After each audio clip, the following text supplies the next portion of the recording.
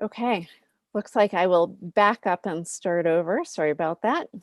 We'll get it for the recording going forward. So again, my name is Ellen Rayner, part of the Tahoe Silicon Mountain Board of Directors, and I'd like to welcome you to our Mountain Minds Monday event. I'd like to direct you to the bottom of the screen and notice Megan, M-E-G-A-N, no H, M-E-G-A-N at Tahoe Silicon Mountain if you have questions, or ask in the YouTube comments and she'll get them over to me to make sure the questions get asked. So we do offer 2 monthly programs. We've been offering Mountain Minds Monday, our flagship speaker program, for over 10 years now, always the second Monday of the month. And when we're gathering in person again, we'll be up at the Alder Creek Adventure Center in Tahoe Donner. In the meantime, you can find us on YouTube as you've done today, and you can also peruse our previous programs by looking through the YouTube channel. Our other monthly program is the first Friday at 4, which is an Entrepreneurs Roundtable, which is currently on hiatus, but we host that over at the Lyft co-work space. I'd also like to give you a preview. We have an exciting presentation coming up for next month, our January 11th Mountain Minds Monday. We'll hear from people who are recreating the Forlorn Hope expedition. Maybe you saw it on the front page of the Sierra Sun this week. Basically, they're doing a 100-mile journey starting from Donner Lake, and they're departing on Wednesday.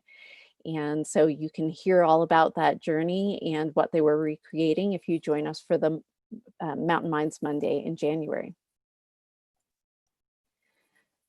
Also like to make sure that you're informed of future presentations. So please do sign up for our email newsletter. We promise we only send a couple emails a month and it's just about the upcoming programs. You can join us on Facebook, and that's a great place to engage with the community. And please do subscribe to our YouTube channel. You'll get an alert each time we go live with a new Mountain Minds Monday presentation. And if you can't watch right then, you can go back and watch after the fact. We do ask for a suggested donation of $5, and the best way to do that is if you go to the Tahoe Silicon Mountain website, and in the upper right, there's a donate button. I set myself up for a recurring donation. We'd love if you were able to do that. Some of the reasons why we do ask for a donation is that we are an actual 501c3, and so there's a bit of overhead that goes with that even when we're a virtual meeting. I'd also like to thank my fellow board members, and there's always room for more volunteers as we are a 100% volunteer-run organization. And finally, I'd like to do a big shout out to our sponsors. Our gold sponsor for many, many years has been Holland and Hart Law Firm, so we thank them for their continuing support. Our silver sponsor is Mobo Law, and we have quite a roster of community partners: the Nevada County Tech Connection, Tahoe Truckee Media, the Truckee-Tahoe Airport, Lyft co-work space, where we usually broadcast from once the stay-at-home order lifts, the Truckee Chamber of Commerce, and when we meet in person for Mountain Minds Monday, we do that in Tahoe Donner. If you would also like to be a sponsor, here's the URL, or you can email sponsorship@Tahoe Silicon Mountain. So without further ado, I'd like to get on to the main event. I'm going to read from a little bit of what you probably saw in the paper as you decided to join us. But a key part of life in Truckee and Tahoe is the water. Lake Tahoe, the many surrounding smaller lakes, and the rivers, including the Truckee, all add to the quality of life in the Truckee-Tahoe region. But did you know that the Truckee River is considered polluted by the EPA? So we're going to hear more about that today from the Watershed Council, who will present on how human impact has damaged the Truckee watershed and how over the years the Watershed Council has been managing projects to help reverse the damage and protect the Truckee River for the future generations to come. They'll also let the audience know how they can get involved. So without further ado, I'd like to turn it over to Sue and Beth to hear about what's going on with the Truckee River. Great, thanks. Can you hear me okay? I'm Sue Drake, the Development Director here at the Truckee River Watershed Council. And our goal today is to give you a tour of the work that the Truckee River Watershed Council does. We hope you'll be informed and inspired. We're happy to come present to a group of your friends as well, if you would like. And as we go through the next half hour or so together, just please be thinking of any other individual groups of people who may want to learn about the organization. And I'm going to pass it to Beth. She's our visionary leader, and she's going to give you an introductory overview of our work. Great, thanks. Yeah, I'd just like to echo what Sue said. Thank you so much for spending some time either with us right now, live, or later as you look at this on the YouTube channel. So first, I'd like to start by saying, you know, this time of the pandemic, we hope you're all doing okay. It's been a rough go. At the Watershed Council, our construction work in habitat restoration has been determined to be an essential service, which we think it is. So all our meadow, stream, and forest restoration projects have been progressing. Part of why that's so important is that we're creating a really robust and resilient ecosystem for everybody to get outside and play in, and we know that's been so important during this time. While we're doing all this work, of course, we're following all the appropriate safety and distancing protocols. Another reason why we're forging onward is, you know, despite the pandemic, the climate crisis is not stopping. We've been able to keep true to our mission during this time, and we're continuing to work on these projects which directly address the problems of climate change now and into the future. So we're hoping that you've all been able to get outside and enjoy these healthy habitats that we're working to create. So we're trying to do all we can and be a place of hope and optimism for folks. So let's get started with our presentation. So sometimes people ask why I work for the Watershed Council, and as long as I can remember, I've always valued nature. Protecting the environment wasn't something you thought about, you just did it. I didn't grow up in any kind of radical, crazy household. Our family really liked being outside. We really liked going camping, so it made sense to protect what we had. It was natural for me to follow that interest through school. I was attracted to science, so I studied biology as an undergraduate, and from there, I worked as a field assistant all over the world on various research and conservation projects. Ultimately, I went on to get a PhD in ecology and evolutionary biology from Cornell University. When I finished school, I knew I didn't want to stay in academia. I wanted to do something way more hands-on. Scientific research is so important, and I love it, but it can take decades to see the fruit of your labors. So I wanted to do something that had an impact now. I lived in Truckee before I went to Cornell, and it had been my home away from home. So I decided to move back here, you know, temporarily, and that was close to 20 years ago now. I figured I could sort out the job thing later. So I cobbled various ways of making a living together. And then I finally came across the Truckee River Watershed Council. And when I met the folks here, I was so inspired. Here was a group of people who were making a difference and making a difference in this community that I call my home. So the Watershed Council, what do we do? Our mission is to bring the community together for the Truckee, to protect, enhance, and restore the Truckee River watershed. So this is our watershed, this beautiful watercolor that was done for us. And this shows the whole California portion of the Truckee River watershed. So what is a watershed? It's where any drop of water falls on the landscape and flows to a stream. And watersheds are really important. They create habitat and they provide water for wildlife and people. So why do we do this? Why do we care about this watershed? Because it's beautiful and we love it, but the Truckee River and all of its tributaries are listed as polluted for excessive erosion by the state of California and the federal EPA. And this damages water quality and wildlife habitat, but we don't have to accept this pollution. Since the Watershed Council was founded in 1996, here's a few of the things that we've accomplished. In our project work, we've completed many large-scale restoration projects, restoring thousands of acres of forest and meadow habitat and tens of miles of streams. In our people work, thousands of volunteers have joined us to complete over 200 Truckee River Day projects. In our policy work, we've gotten the right level of stream flows for fish. This set of work has improved water quality and wildlife habitat. But we're not done. We've set a long-term goal to complete another 50 restoration projects. We need to complete 5 major restoration projects a year to meet this goal within 10 years. And these are projects that address degradation of our forests, meadows, and streams. If we don't do this work, our watershed continues to decline. And because we won't be able to keep up with the rate of habitat loss that's already happening. There's work to be done so that our watershed will be healthy enough to adapt and thrive in the face of climate change, the climate change we're seeing that's triggering floods, wildfire, and drought. So one of the coolest things about my job is that I get to see the results of my efforts on the ground, and I can actually track meaningful things that are happening as the result of these projects. I can see the birds coming back to restored meadows, fish repopulating streams, and meadow vegetation blooming where it hasn't for 150 years. I hope that our efforts inspire future generations to continue our work. And with that, I'm going to turn it over to Sue. Great, thanks, Beth. And just a little bit about how I wound up here at the Truckee River Watershed Council.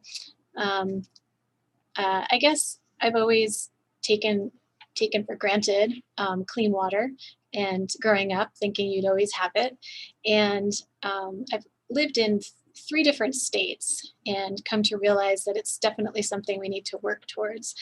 When I was living in New York, I lived on the Hudson River, and the Hudson River has a gigantic GE plant upstream from New York City, and it was leaching PCBs into the Hudson River, and was part of the reason the Clean Water Act was created in the 70s. And when I lived in Missoula, Montana, I lived right by the Clark Fork River. And the Clark Fork River, just upstream from that, is Butte mines. And the mines would have a lot of mining waste that would come down the Clark Fork and get backed up against the dams. And there was always controversy around what to do, how to clean it up, or to leave it alone. And when I was living in Portland, Oregon, I lived on the Columbia River. And the Bonneville Dam on the Columbia River, just outside of Portland, provides about 60% of the Northwest's energy in the form of power, and also had controversy around fish passage. And so in each of these places, there's always been controversy and harmony around the river and how to maintain it. And when I moved here to Truckee, I found the same thing, and it really hit home that this was happening all over the US. I met the folks here, Beth and Lisa, at the Watershed Council, and became aware that the Truckee River was deemed polluted by the federal EPA, polluted for sediment. And that was shocking to me, because I always thought that Lake Tahoe is this beautiful, pristine place, and the fact that the Truckee River was polluted with sediment was just shocking to me. So the more places I've lived around the country, the more I realized not to take these places for granted, and our clean water for granted. And it's really important that we as a community get together and make sure that we're balancing those resources with our use. And I hope that communities everywhere are continuing to protect rivers, so we can all find a sense of place, especially in this time during COVID, to connect and renew our sense of belonging in the area. And so with that, I'm going to take you on a little bit of a tour on some of our areas of impact. And you can advance to the next slide there, Ellen. These are our 3 areas of impact: projects, people, and policy. So our first area of impact, or tour stop for you, is going to be our projects. So, most people think that rivers and streams and meadows are just too damaged to recover. But just in the last 3 years, the Truckee River Watershed Council has restored 700 acres of degraded meadow and 5 miles of stream bank. You can put the next slide up there. And just to orient you, this is an aerial photo taken of Martis Valley. I'm sure if you're local here, you're familiar with the Martis Valley. And on the right hand side of your screen is Northstar, and on the left-hand side is Truckee. So that's Highway 267 going from Northstar to Truckee. And this is one of the meadows that we've worked on. So you can see the north part just above Highway 267 and the southern part just below where the Northstar Golf Course is. Let's see. So I'm going to pass this to Beth just to describe this particular project. Great, thanks, Sue. So I'm going to start talking about this project by telling a story about one of our long-term supporters. So just imagine that you grew up around the Truckee River 70 years ago. Not many people were here then. So this is a friend of ours, a woman named Stephanie, and she grew up here, literally in the Martis Valley, and she's one of our longest supporters. So we were talking to her, and she was talking about her teenage years, and she told us, many summer days I'd ride out on my horse, taking only fishing gear and a bedroll. I would ride to a meadow in Martis Valley and spend the day immersed in tall grasses, drinking from streams, listening to the songs of birds and insects. You might think meadows are just pretty, but they're more. They support life in very important ways. And at this point, she looked sad, and she told us, year after year, I saw the meadows retreat, leaving behind sagebrush and degraded, eroding creeks. Springs dried up, birds and fish vanished because their habitat was gone. She had to do something, so she became an activist, working to protect the environment. Her deep desire was to see the meadows restored to their former glory. She told me, when the Watershed Council brought together landowners to restore the meadows and forest, I saw a glimmer of hope. Especially when, after 5 years of hard work, the Watershed Council led a partnership to reconnect the historic but dried out meadow with its original source of water, Middle Martis Creek. So she was specifically talking about Martis Valley, and our project area is in this slide. Middle Martis Creek runs downhill from Brockway Summit, so from the bottom of your screen, right bottom of your screen, flows downhill, and historically it's spread out all over Martis Valley.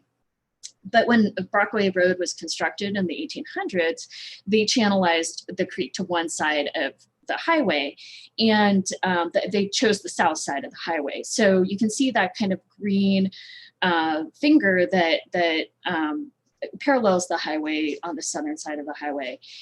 Whereas historically, the north side of the highway was very wet, very lush, supported numerous stream channels and very lush meadow habitat. You can see in this photo, it's pretty dried out. So if I could have the next slide, that'd be great.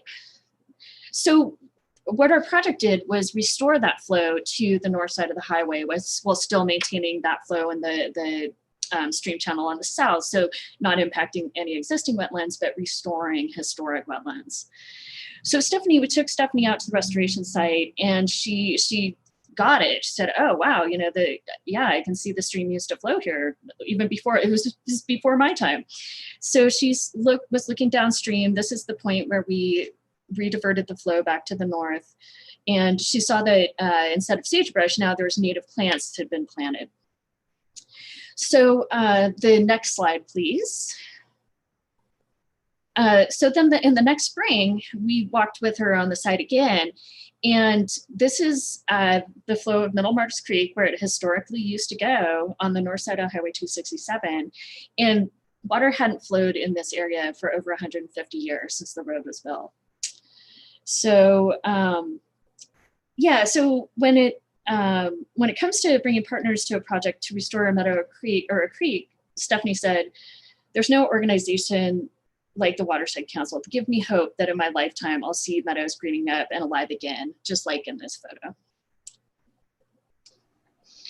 Great. I think back to you, Sue. Yeah, thanks, Beth. So restoring Middle Martis Creek and its meadow is a huge accomplishment. And we have 8 more large-scale meadows that need our immediate attention.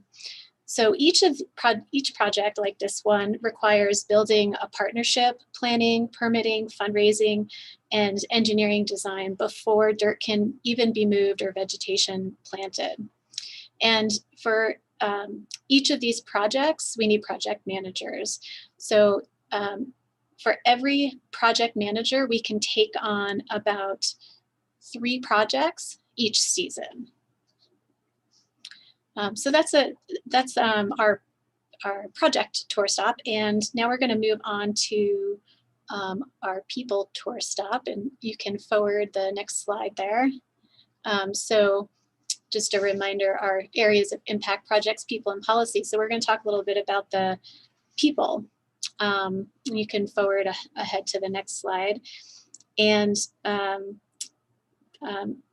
you know, most people think one person can't make a difference. How do I personally make a difference? And we've had over 500 people in one day on Truckee River Day come out and worked on Truckee River Day, planting hundreds of native trees, enhancing fish habitat, building trails, and pulling invasive weeds that will allow native plants to thrive. And so I'm going to play just a little audio here of one of our group leaders. This is Frank DeCourton. He's an earth science professor here in the corner of the slide, and he's going to describe his experience at Truckee River Day. So I'm Frank DeCourton. I'm professor of earth science at Sierra College. Been here 14 years. When I went to Truckee as the dean of our new Truckee campus, one of the things that was expected, of course, is that you would get active in the community to assess the educational needs of a small Sierra town. And what I discovered in meeting with private citizens and friends and colleagues and organizations of various types is that the conservation ethic runs really deep with folks who live in the Sierra and make a living in those towns. And it's a little bit different an ethic from those who feel compelled to protect and preserve the Sierra from a distance. For example, conservation groups in San Francisco also value the Sierra, but those who work in it and live in it have a little bit different perspective. It's more of a hands-on, grassroots kind of effort. Because of that, there's a number of organizations within the Truckee area that actually sponsor activities. And I'll give you one example. Truckee River Days occurs every October. It's organized under the auspices of the Truckee River Watershed Council. And I've done it for 4 years now, volunteered to participate in the activities. It's a wonderful festival of the Sierra Nevada is what it is. 500 people roughly volunteer, most of them from the Truckee community, a few from outside, and they design projects that everybody can participate in. There's usually a dozen, 15 or so different projects, and all of those activities occur simultaneously on one day in October. We have elderly folks who come out, teachers, their students, we have policemen, we have utility line workers, we have all kinds of people show up, all united by that same goal, and that's to do something positive to preserve the Martis Valley and the Truckee watershed landscape. Nobody gets paid for this. Nobody's status in life is benefited by it, but they do it because they believe in the future of their town. I just love the local hands-on stuff. I love getting dirty with the kids and jumping in the creeks with them to count bugs under rocks. That kind of stuff is really fun. To me, that's more rewarding than anything else I could be doing. Great, so that's Frank. And we were fortunate to have Frank as a group leader for Truckee River Day. And we're always looking for new group leaders if that's something you're interested in doing. We typically will probably need about 20 group leaders to train up for the next Truckee River Day that we're able to have out in the field. And more group leaders will ensure volunteers like Frank and his students can take part in making sure we all have clean water and healthy meadows and forests. So we're going to move on to the third area of impact. You can forward the slide there. So projects, people, and policy. So policy, that's our third area of impact. And you know, in this area, most people think that the water in the Truckee River belongs to all of us in California. But in fact, the water in the Truckee River system is owned largely by municipalities in Nevada, agricultural districts in Nevada, Reno, Sparks area. And they're not always compelled to prioritize environmental effects of how and when they take their water. Kathleen Egan, if you want to forward the next slide. Kathleen Egan, some of you may know her as the first mayor of Truckee. And she recognized this. And when we asked her to help us tell the story about our policy work, she sent us this letter that I'm going to read.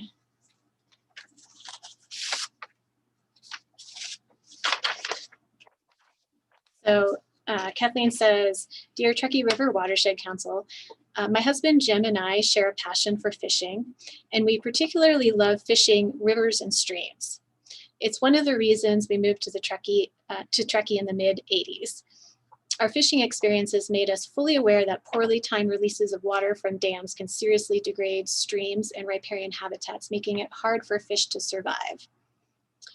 So years ago, when I learned negotiations were taking place that would establish how releases from the dams in our region would be managed, I got involved. From the very first negotiating sessions in the mid-1990s, I was shocked to realize that no one officially involved was considering the implications of dam operations on our local rivers, streams, and reservoir levels. So here's one example. In May 1994, downstream water rights holders were able to authorize the release of thousands of acre feet of water out of Stampede Dam. They wanted that water to help a spawning run of kui fish in the Truckee River near Pyramid Lake. That water was released from Stampede and sent to Pyramid Lake as if Stampede Dam was a spigot and the Truckee River was a water pipe. When the spawning run at Pyramid Lake was finished, the flows from Stampede Dam were suddenly shut off.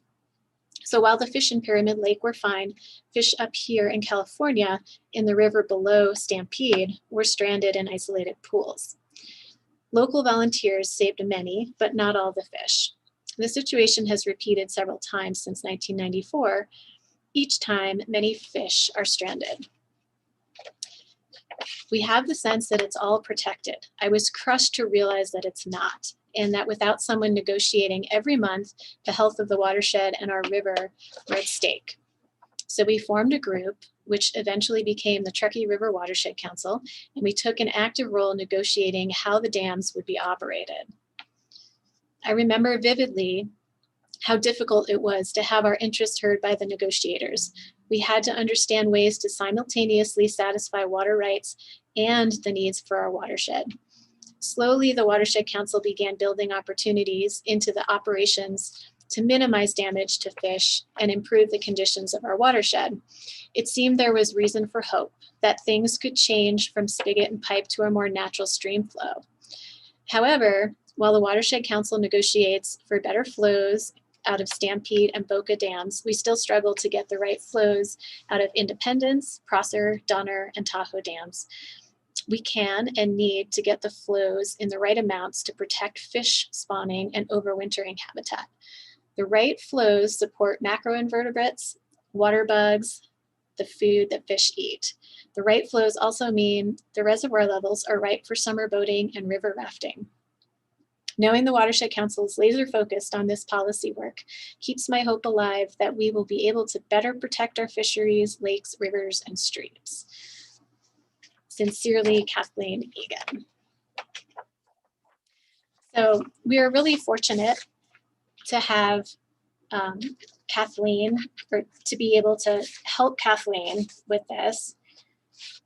And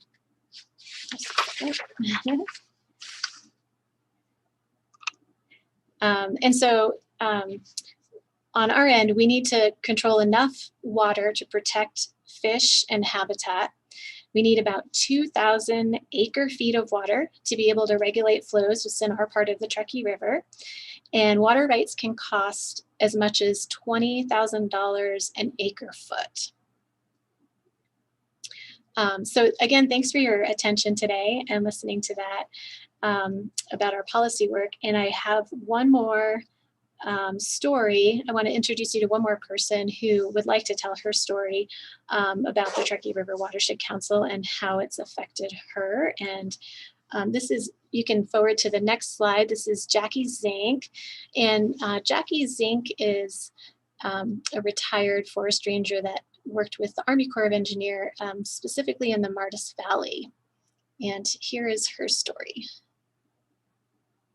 I was born a city girl. My first experience in the wild was a camping trip to Joshua Tree with Campfire Girls. I was hooked. I became inspired to save the planet. I eventually escaped the city and ended up in Truckee. I used to walk my dogs in Martis Valley, and I would look at that view of the Sierra Crest from the valley and be so grateful to have this gorgeous valley to walk in. It's one of the most spectacular views in our area. Ironically, I ended up becoming the park ranger for Martis Creek Lake. I was now the caretaker of this beautiful valley. As I explored my valley, I observed that Martis Valley was suffering from poor resource management practices over the past 100 years. Cattle grazing, rechanneling of the creek, road building, dam building, cattle trails, and social trails all resulted in a meadow that was really impaired. One day I noticed that a heavy spring runoff was washing out the trail and sending too much water down a small channel. I investigated upstream and found that the natural flow pattern had been channeled to one side of the highway when 267 was constructed in 1948. What used to be an alluvial fan spreading across the upper end of the valley and watering the entire meadow was now a narrow channel, sending all the water to one area. I realized we had a big problem. The water had been rechanneled so severely that flows were causing erosion on one side of the highway and had dewatered the meadow on the other side. The meadow was dysfunctional. From then on, my mission was the restoration of Martis Valley. The we was myself and the Army Corps of Engineers. Fortunately for the Corps of Engineers, I came to the job with a formidable ally, the Truckee River Watershed Council. The Corps partnered with the Truckee River Watershed Council to accomplish Truckee River Day projects in Martis Valley. But TRWC also works on a large scale. I asked if we could do a watershed assessment of the valley. The assessment identified degraded conditions in Martis Valley, and one of the many things revealed was that the alluvial fan that used to channel water through the valley needed to be restored to solve the flooding issues and have a functioning meadow. Stakeholders got together and planned and constructed an alluvial fan, reconnecting the dewatered meadow to its historic water source, Middle Martis Creek. The amount of water now being absorbed by the meadow is increasing, and that part of the meadow is slowly healing. The trail no longer washes out in the spring runoff. With that project under our belt, we turned our attention to the other side of 267, the Martis Creek Wildlife Area. The flows in main Martis Creek were too much for the altered channel. The channel was severely eroded, incised, and draining the meadow. That might have been the end of my story, but with the help of the Watershed Council, Martis Valley has become my legacy. I retired from the Corps of Engineers after 30 years of federal service, but I've built a strong relationship between the Corps and the Truckee River Watershed Council, and there's a multitude of restoration opportunities in Martis Valley. I started the project, others will finish it. I am thrilled to see a healthy, verdant meadow in the future. I feel a little better leaving my valley because Martis is in the hands of the Truckee River Watershed Council. I can't save the planet, but I have helped to save my small piece of it. Truckee River Watershed Council truly is an amazing organization. Okay, great. So we're going to end our talk there, and we are happy to take some questions.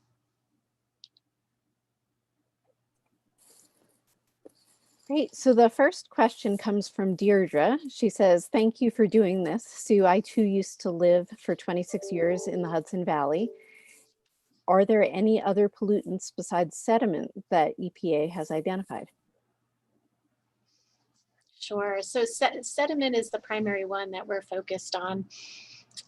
Beth, I don't know if you want to add anything to that specifically over time, if that's changed at all.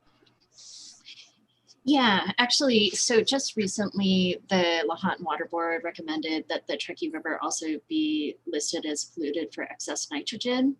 So that's in the works. And then within our watershed, Donner Lake is also listed as polluted for several things, including PCBs, priority organics, chloridane, all sorts of strange stuff. So pollution control plans have been developed for sediment in the Truckee River watershed, but for none of these other pollutants yet, although we are encouraging that work to start happening. So Rachel chimed in that she's enjoyed participating in Truckee River Day and highly recommends being a leader. So thank you for that, Rachel. Shelby says, has the Truckee Watershed Council considered quantifying the downstream benefits of restoration projects for the municipal and agricultural users? Could it be a way to secure funding for restoration projects? Do you want me to take that one, Sue? Sure. Yeah, that's a big question. Yeah, it's hard to do, but we do try to do it. So we've been able to quantify for certain specific restoration projects, for example, how much sediment we're preventing from reaching the Truckee River. Many of our meadow restoration projects have a beneficial impact on kind of the water holding capacity of the watershed. So if you have a stream that's going through a meadow and it's degraded, the water just rushes through the meadow and goes downstream early in the year when, you know, kind of nobody needs water in a flood. But in a functional meadow, what happens is stream flows spread out, they get absorbed by the groundwater, they stay in the meadow throughout the summer, and then the meadow releases that groundwater back to the stream channel late in the summer in the dry season when that water is the most important. It's just pretty hard to quantify. There's a lot of variables that go into it, but we've been on a small scale trying to do that on some of our projects. So yeah, those are kind of the main ways we've really been able to kind of put numbers on things. A question about, can you give us an idea of the size of the organization, how many projects you're taking on, that sort of thing? Sure. Well, let's see. Beth, do you have a total number of projects that we've done since we started? Right now, I could tell you currently right now, we have about 5 to 10 active projects.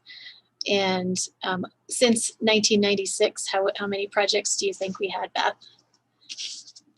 That one's hard. Small scale projects, we've done literally thousands, but these can be really, really small. And in terms of large scale projects, really we didn't start doing large scale restoration until 2005. And so 15 years. And in the early days, we did 1 to 2 large scale projects every year. But in the last few years, by adding more program managers, which Sue talked about, we've been able to increase our capacity. And we've been able to accomplish up to about 5 large scale projects in any given year for the last, I'd say maybe 5 years. And it ebbs and flows. You know, some years we hit the jackpot and do 7, and some years we do 3, but I'd say 5 large scale projects on average a year. So a question coming in from Pippin, and this one's a little bit more technical. Recently, nitrate and phosphorus were added to the 303D list for the Truckee River. Where are the human sources for these two, and what is Truckee River Watershed Council doing to reduce these? So because these listings are really new, there hasn't really been a good source study to identify where where the excess nutrients are coming from. So that's kind of the next phase in the development for the pollution control plan, which that's the process the state leads. How we've been participating is we provided a lot of nutrient data to the state for their consideration when they were making these determinations. And we do work really closely with the Lahontan Water Board. We're working with them very closely on this sediment question and how to better kind of track and monitor progress against that. So I would assume, you know, it's a very new process for these nutrient listings. And so, you know, we'll want to engage as much as we can to assist any, you know, the water board, how we can. I will say that a lot of our restoration projects do help prevent nutrients from entering the system. Again, meadow restoration projects are really great for kind of uptaking nutrients and filtering out various pollutants from water.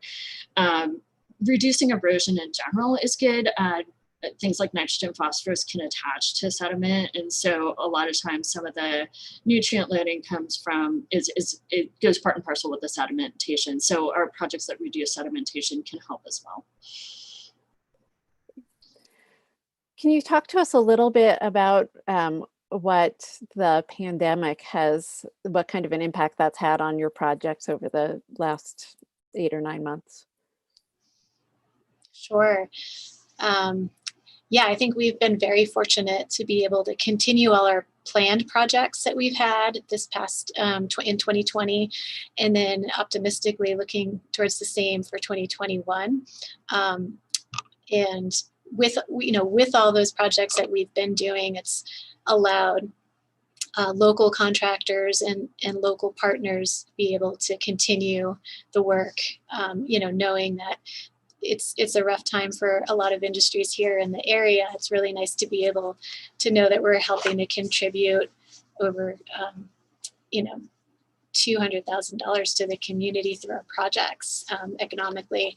And we have had to scale back a little bit on obviously some of our gatherings. So like Truckee River Day, we've modified it, and this year was a self-guided tour. We typically would have about 500 people gathering in the field to help with projects, and we made it a little more celebratory this year. We picked 10 projects, and people could do a self-guided tour and go out to all these areas, whichever projects they would like to tour, and see some of the progress on those projects. So we've had to modify some programs like that, and hoping next year to get back to our full gathering in the field, but COVID dependent obviously, but very fortunate to be able to continue the current projects that we have planned. Great. I'd like to remind the people who are viewing live that you can type your questions into the chat on the YouTube channel, or you can send an email to Megan, MEGAN, @TahoeSiliconMountain.com, and she will get us the question. In the meantime, can you talk to us a little bit about what projects are on tap? What's coming next? Beth, you want to talk about a couple of years coming up? Sure. So coming up this year, we are continuing some work in Coldstream Canyon. That's an area that's a lot of folks know. It's a very, part of Donner Memorial State Park. We've been doing a lot of work on the roads there and doing some wetland rehabilitation, and we're doing some focus on the streams there. We'll be wrapping up a watershed assessment, like what Jackie talked about for Murtis. We're doing a similar one for the Prosser Creek Basin, so above Prosser Lake. So that's kind of the geography includes, starts at Castle Peak, Basin Peak, and goes on down basically to Prosser Lake. So, Ura Valley, Carpenter Valley, a lot of places that people know and love. So we're looking at that watershed pretty extensively right now and trying to identify some opportunities for protection, restoration, management strategies that can help to preserve and improve that watershed. Kind of parallel with that, we're also working with Tahoe Donner on some work in Ura Valley, very specifically addressing a trail crossing. A lot of folks on the call here probably know Coyote Crossing. So trying to do some restoration and get a little more sustainable trail alignment going there. We have some large meadow restoration projects in the northern part of our watershed. The biggest one is probably Sardine Meadow, which is just north of Stampede Reservoir. That's about 350 acres. It's a big restoration. So that's pretty exciting. And some other smaller meadow projects in tributaries that drain to Boca. And I'm missing a ton of other stuff that we were doing, but those are some of the real kind of big highlights. So are there any greatest hits I'm just spacing on right now that you can think of? But we have a few others too. Well, we just finished up this summer restoration over at Bear Creek over by Squaw Alpine. And maybe some work on it next year, depending on monitoring that site. And then we are looking towards, over the next 5 years, we have about 11 to 13 sites identified along the Truckee main stem. We have a couple in design and hoping to get a couple more into design this next year to help repair tributaries that are going right into the Truckee River along the main areas in town. So we have some upcoming work on that. And yeah, I think Beth had touched on a good chunk of them. Great. We did have a follow-on question about the COVID situation, whether that has impacted anything policy-wise or funding-wise. Thanks. Yeah. So policy-wise, really, we're following all the state guidelines as far as gatherings go. So it mostly impacted our Truckee River Day because that's a huge gathering we have every year. Funding-wise, we'll see for this next year. It has not impacted our state federal funding. That looks really strong right now, and currently all of our unrestricted funding is strong, and it's a lot of local community support for that. So we appreciate the local support from the community to keep our projects going. So we did have one other sort of tough technical question, and that was about discharge violations from the sanitation agency and how that impacts your work. Yeah, and I don't think I can speak to that. I'm not. I could take that one. Okay, go ahead, Beth. Yeah, so we're a completely non-regulatory entity. We're, we're a watershed group. We're a nonprofit, and so we don't have direct roles in kind of violations and things like that. So that's the purview of the Water Quality Control Board, which we partner with very closely, and a lot of our work is actually funded by them because it's perceived as being beneficial in helping us meet some of these pollution standards that we've talked about. But we don't get involved in terms of, we have no legal leg to stand on when it comes to violations, where that's out of our realm. Well, I have to say, I was super excited to see the projects that I could see from the side of the road and hear about your role in that. So thank you for that. We have up on the screen right now how to get in contact with the Truckee River Watershed Council. So you see an email address and phone number and website and Facebook and Instagram. So, a good place for your follow-up questions for those of you who are watching after the fact and didn't get to ask live questions. But so thankful for you guys doing the presentation today. And I think we'll wrap things up. It looks like there aren't any more questions coming in right now, although we had lots of live viewers. And I'd like to remind everyone who's listening to please subscribe to the YouTube channel so that you will learn when the Forlorn Hope extreme athletes talk about the 100-mile journey that they're starting just 2 days from now. So hope you'll join us back in January. And so again, from all of us here at Tahoe Silicon Mountain, thank you so much. And we look forward to seeing you next month.